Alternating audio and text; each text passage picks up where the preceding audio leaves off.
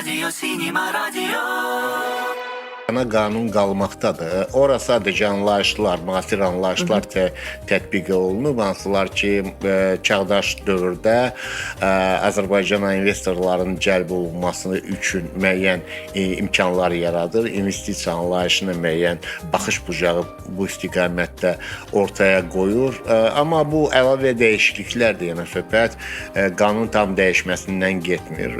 Nə qədər ki, onu da qeyd edeyim ki, 98-ci ildən bu yana qanunvericiliyə kifayət qədər dəyişikliklər olub. Yəni sadəcə son dəyişikliklərdən ibarətdir və çox yaxşı olardı ki, müəyyən bir zaman kəsiyində bütövlükdə kinematografiya haqqında qanunun özü tamamilə yenilənərdi. Çünki 98-ci ildən üzü bu yana həm anlayışlarla bağlı, həm də qanunun tətbiqi mexanizmləri ilə bağlı bəzi məqamlara daha çox aydınlıq gətirilməsinə ehtiyac var. Sinema Radio.